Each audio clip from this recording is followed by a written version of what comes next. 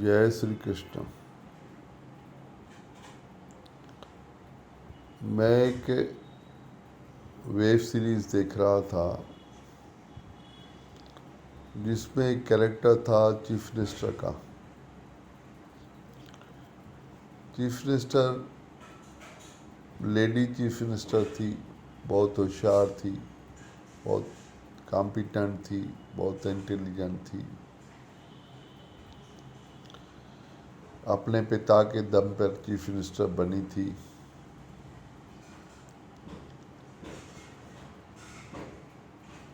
लेकिन अचानक उसके जीवन में एक घटना घटती है जो उसके जीवन में बहुत बड़ा बदलाव ले आती है। उसका यंग लड़का अराउंड 20 साल का किसी बम ब्लास्ट में मारा जाता है।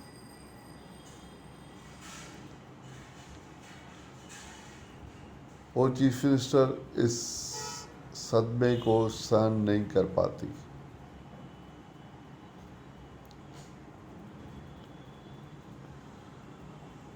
वो चीफ मिनिस्टरशिप से त्याग पत्र देके गोवा चली जाती है। इस सदमे से बाहर निकलने के लिए, इस पीड़ा को सहन करने के लिए, इस शोक से बाहर निकलने के लिए। जनरली नहीं होता है कि मृत्यु के लिए चीफ मिनिस्टर छोड़ के चला जाए आदमी। हम रेगुलर मृत्यु को देखते हैं, टीवी पर देखते हैं, बम ब्लास्ट में इतने लोग मार गए, लड़ाई में इतने लोग मारे गए, एक्सीडेंट में इतने लोग मारे गए। दूसरों की मृत्यु का इतना असर नहीं होता है। एक्चुअली दूसरे की मृत्यु इतनी हमारे दिल को छू नहीं जाती, कोई सदमा नहीं लगता।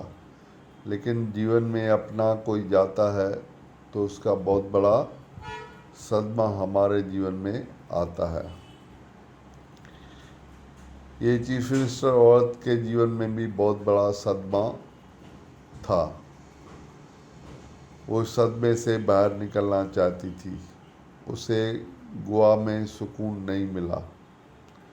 गोवा छोड़कर वो बैंकॉक चली जाती है। बैंकॉक में ड्रग्स और शराब का सहारा लेके इस पीड़ा से बाहर निकलने की कोशिश करती है। लेकिन कुछ टाइम के लिए इस पीड़ा को भूल जाती है, लेकिन फिर वही पीड़ा। इस पीड़ा से मुक्त नहीं हो पाती। कोशिश बहुत करती है लेकिन पीड़ा से मुक्त नहीं हो पाती। इस पीड़ा से मुक्त होने का क्या रास्ता है? मुझे बुद्ध के ज़माने की एक घटना याद आती है, आप सबने सुनी होगी। एक औरत का इकलौता लड़का, किसी कारणवश उसकी मृत्यु हो जाती है। छोटा बच्चा था। वो औरत पागल सी हो जाती है।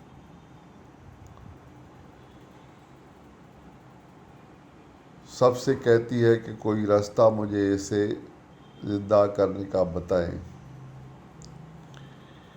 किसी ने उसे एक रास्ता बताया। उसने कहा कि हमारे गांव में बुद्ध भगवान आए हुए हैं, शायद तुम्हारे बच्चे को वो जिंदा कर सकते हैं। वो औरत बेहोश थी, पागल सी हो गई थी।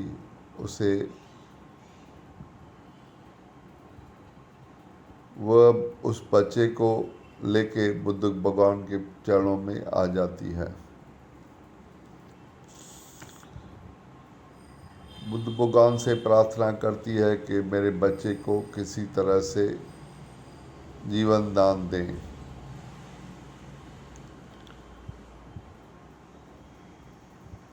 बुद्ध भगवान ने उसे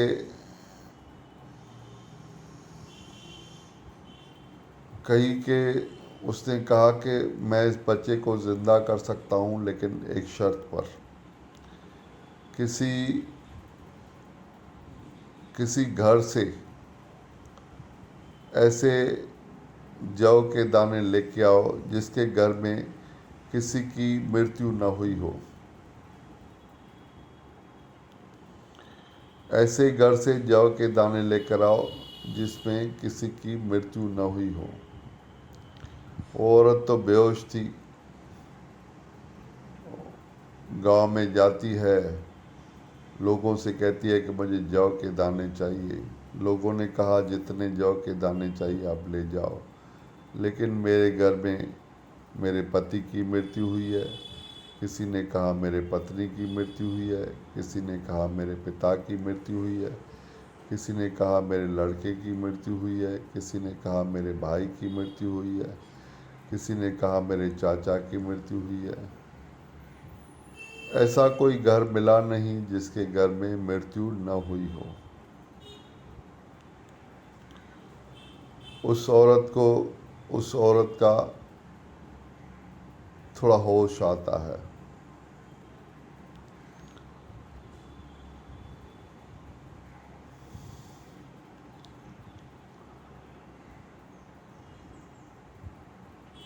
उसके मन में ये विचार आता है कि जीवन में जो जन्मा है वो मरेगा ज़रूर। फिर आज नहीं मरेगा, 5 साल के बाद मरेगा, 25 साल के बाद मरेगा, 50 साल के बाद मरेगा, या 100 साल के बाद मरेगा, लेकिन मरेगा ज़रूर। उसके बाद उसके मन में ये बात आ गई। वो बुद्ध भगवान के पास आती है, उसके चरणों में सर झुका के कहती है, जीवन का सत्य मृत्यु है, मृत्यु से छूटने का कोई रास्ता नहीं है, लेकिन ऐसा कोई रास्ता बताइए कि शरीर के इस मृत्यु की पीड़ा से मुक्ति हो सके। भगवान बुद्ध ने उसे ध्यान का रास्ता बताया। भगवान बुद्ध के 3 आड़ी सत्य हैं, आपने सुने होंगे। 3 आड़ी सत्य क्या है? कि जीवन दुख है। दूसरा आड़ी सत्य है दुख का कारण है। तीसरा आड़ी सत्य है दुख का निवारण है। पहला आड़ी सत्य जीवन दुख है। बुद्ध ने कहा है जब तक ये सृष्टि एग्जिस्टेंस में रहेगी तब तक जीवन में दुख रहेगा। शरीर का ये नियम है, बीमारी, बुढ़ापा और मृत्यु। बीमारी दुख है, बुढ़ापा दुख है, मृत्यु दुख है, अपने जीवन में और अपनों के जीवन में। जब तक ये सृष्टि एग्जिस्टेंस में रहेगी तब तक ये दुख रहेगा। इससे कोई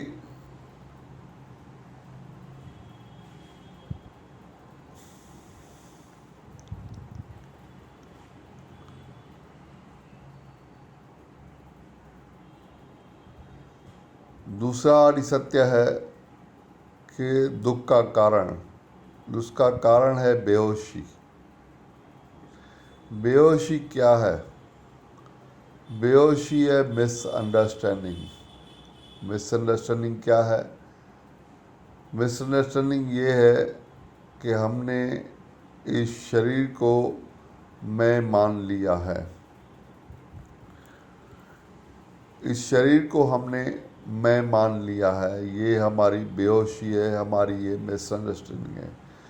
हमारा एक्चुअल होना ये शरीर नहीं है, ये मन नहीं है। हमारा एक्चुअल होना इस शरीर के पार है।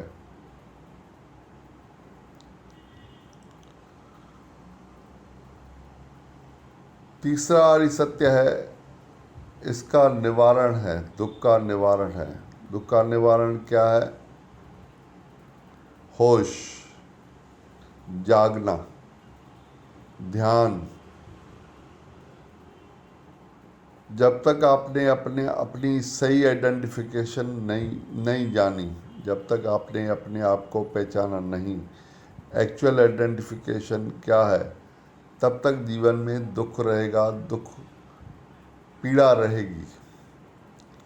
बुद्ध से किसी ने पूछा, व्हाट इज एनलाइटमेंट? बुद्ध ने कहा, enlightenment is end of suffering, यानी पीड़ा से मुक्ति।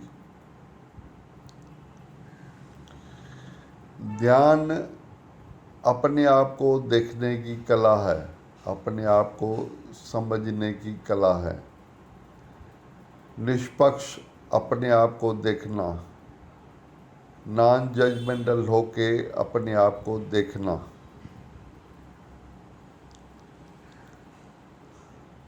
अपनी सही सूरत को पहचानना। हमारा होना आनंद स्वरूप है, हमारा होना बोध स्वरूप है, हमारा होना परमात्मा स्वरूप है।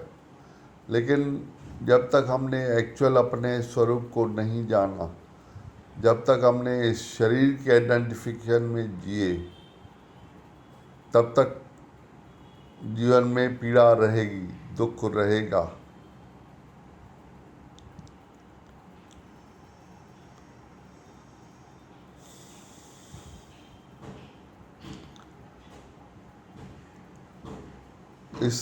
इस पीड़ा से, इस दुख से, अभी ये जो चीफ मिनिस्टर की मैं आपसे बात कर रहा था, अभी ये चीफ मिनिस्टर दारू या ड्रग्स में कितना भी अपना मन लगावे, लेकिन ये पीड़ा से मुक्त नहीं हो सकती। उसको आज नहीं कल जो है वो ध्यान का रास्ता अपनाना ही पड़ेगा। जब तक हमने ध्यान अपने जीवन में, जब तक हम जागे नहीं, तब तक ये पीड़ा से मुक्ति नहीं हो सकती। कहते हैं जो सोवत है वो खोवत है, जो जागत है वो पावत है। फिर ध्यान के बारे में बात करेंगे। धन्यवाद, थैंक यू, जय श्री कृष्ण।